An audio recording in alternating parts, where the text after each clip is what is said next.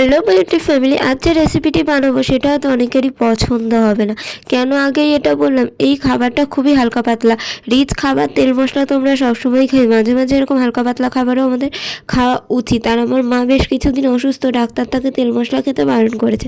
তাই ভাবলাম মাকে কীভাবে আমি রান্না করে খাওয়াচ্ছি মাছের ঝোল, সেটাই তোমাদের সাথে শেয়ার করি। তো সবার আগে কালো জিরে ফোড়ন দিয়ে এখানে আলুটা ভেজে নিচ্ছি, তার আগে নুন হলুদ দিয়ে মাখিয়ে রাখা মাছটাকেও ভেজে নিয়েছি। আলুটা হালকা ভাজা হয়ে গেলে ওর মধ্যে বেগুনটা দিয়ে নুন হলুদ দিয়ে ভালো করে নেড়ে চেড়ে ভেজে নেবো। খুব বেশি ভাজার প্রয়োজন নেই, হালকা ভাজা হয়ে গেলেই দিয়ে দেবো কেটে রাখা টমেটো। একটু তো টেস্ট বাড়াতেই হবে, তাই টমেটোটা দেওয়া। তারপর নেড়ে চেড়ে মিশিয়ে ওর মধ্যে দিয়ে দিলাম জল, বেশ অনেকটা পরিমাণ জল, আর একটা চেরা কাঁচা লঙ্কা। জল ফুটে এলে এর মধ্যে দিয়ে দেবো মাছগুলো, দিয়ে ভালো করে নেড়ে চেড়ে মিশিয়ে নেবো। ভালো করে ফুটিয়ে নামিয়ে নিলেই তৈরি আমাদের পাতলা মাছের ঝোল। এটা শুধুমাত্র অসুস্থদের জন্য না, সুস্থরাও খেতে পারে, গরমের দিনে খুবই ভালো।